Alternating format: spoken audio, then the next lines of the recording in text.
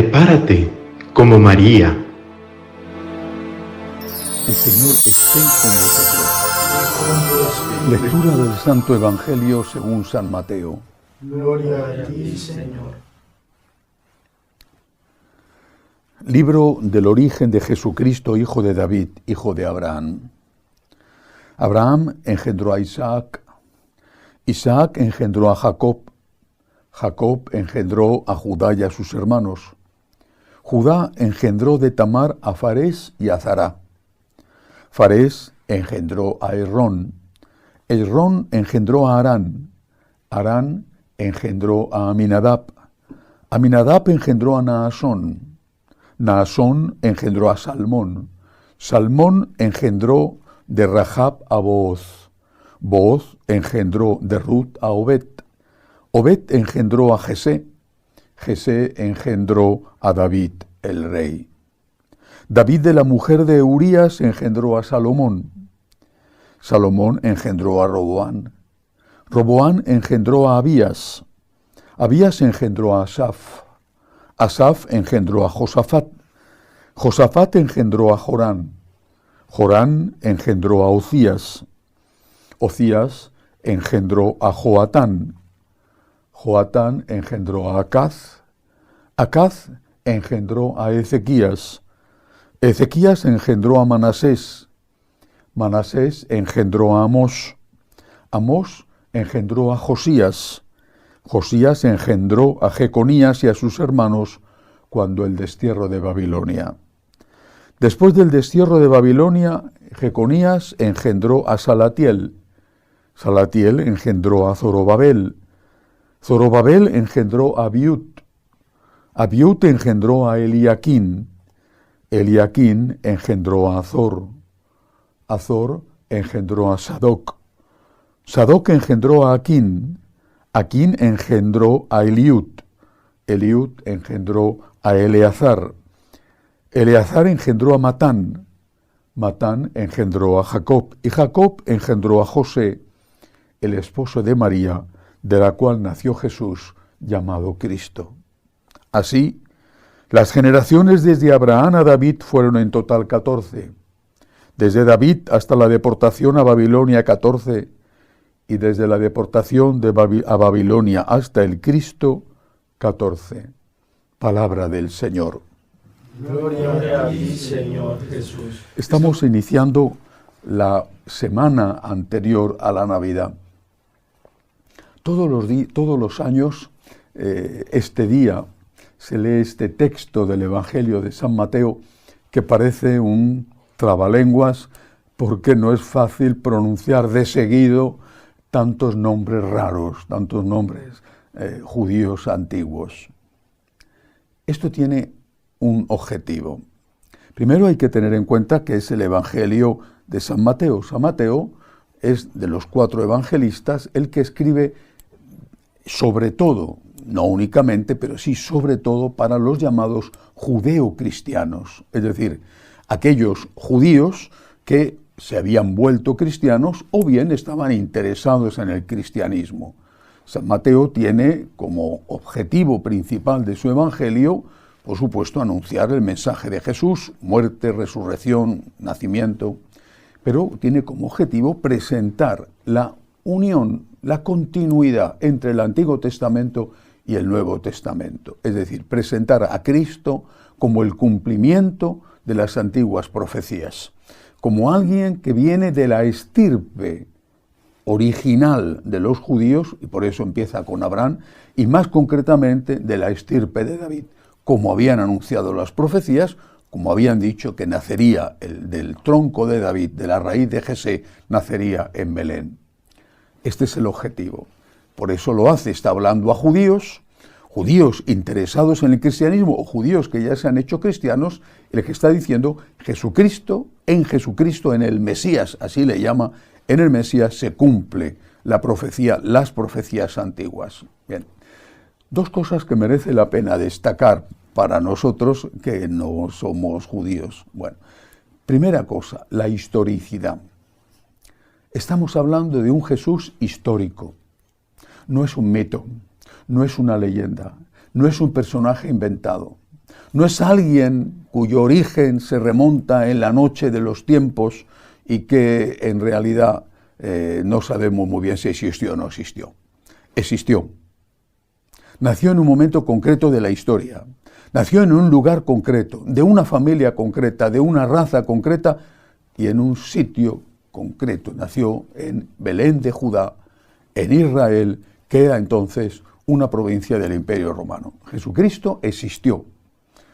Enseñanza de San Mateo, que había sido testigo, que había tocado la carne del Hijo de Dios, enseñanza que tiene que servirnos a nosotros para estar completamente seguros de que lo que estamos recibiendo hoy no es un invento, un añadido o una evolución mitológica, sino que algo que ocurrió y que tal y como ocurrió, lo contaron y nos lo cuentan. Otra enseñanza importante, y esta hace referencia a la Virgen María.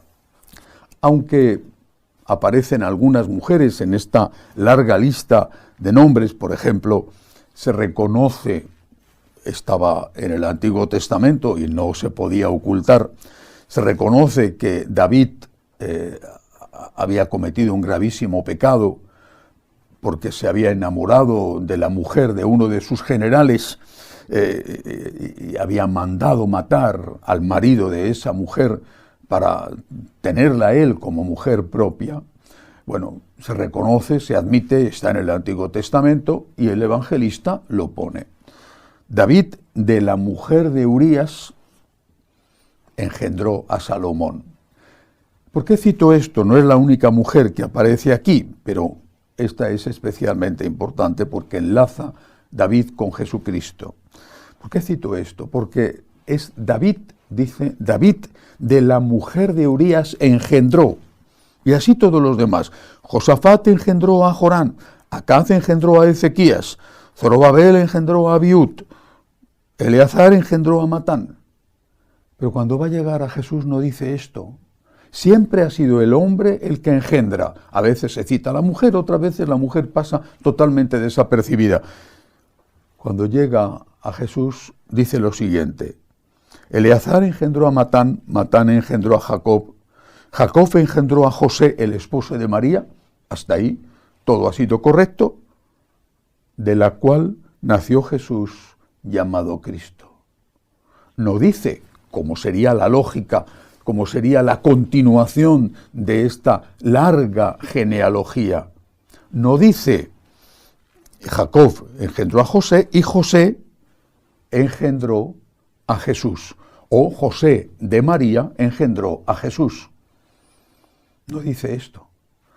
Dice José, el esposo de María, de la cual nació Jesús llamado Cristo. Estamos ante probablemente el primer evangelio escrito. Muy probablemente, aunque los biblistas será difícil que se pongan de acuerdo alguna vez en algo, pero muy probablemente estamos ante un texto escrito en torno al año 50. Teniendo en cuenta que nuestro Señor muere en el año 33, este texto se escribe 15 años más o menos después del acontecimiento, no el del nacimiento, sino el de la muerte y la resurrección de Jesús. Los testigos están vivos en este momento prácticamente todos. Probablemente ya ha muerto San Esteban, el diácono, y es posible que haya muerto Santiago Apóstol. Esto no es seguro. Murió después del Concilio de Jerusalén en el año 50 y no estamos seguros de si este texto estaba escrito antes o después del año 50. En todo caso, en ese alrededor. Los testigos están todos. Aún no ha empezado la gran matanza, la primera, la romana, pero antes la judía. Los testigos están todos. Y este señor que escribe, que recoge una tradición oral, que él mismo ha intervenido en hacerla porque él es testigo, es San Mateo, es apóstol, este señor ya sabe y enseña que Jesucristo no nació por intervención de un hombre, que nuestro Señor fue concebido de una forma extraordinaria, de una forma milagrosa, sin intervención de un hombre, pero sí mediante una mujer. No dice José engendró a Jesús o José engendró en María a Jesús. Dice José, esposo de María, de la cual nació el Cristo. Nuestro Señor es un personaje histórico. Nuestro Señor es un auténtico ser humano. Nuestro Señor es el Dios verdadero. Y la Santísima Virgen María es la Madre de Dios. Pero nuestro Señor no fue concebido por obra de ningún hombre, sino, como dice el Evangelio, por obra del Espíritu Santo, que la cubrió a la siempre Virgen, a la Inmaculada, con su sombra. Esta es nuestra fe. Sé que hoy en la Iglesia muchos han perdido esta fe. Y han perdido la fe en la divinidad de Jesús o en la maternidad virginal de María. Han perdido la fe y me da mucha lástima por ellos. Me da lástima y también una cierta irritación y molestia porque, habiendo perdido la fe, siguen viviendo, siendo sacerdotes de aquellos que dan limosnas porque siguen teniendo fe. En cualquier caso, esta es nuestra fe. Estamos a una semana de la Navidad. Y hoy nosotros, en todas las iglesias católicas del mundo, se proclama o se debería proclamar esto que yo estoy diciendo. Creemos que Cristo es Dios verdadero y hombre verdadero. Creemos que la Virgen María, nuestra Madre, fue siempre virgen, que ella es la Madre de Dios y que nuestro Señor fue concebido sin mediación de un hombre. En mi patria todavía se conservan en algunos pueblos antiguos, encima de las puertas, una inscripción: nadie cruce este portal sin que diga por su vida que María es concebida sin pecado original. Nadie debería sentirse católico y sobre todo nadie debería vivir a costa de los católicos si ha perdido la fe. Y si no es capaz de decir Cristo es Dios verdadero, es hombre verdadero, María es la siempre Virgen y María es la Madre de Dios. Que así sea.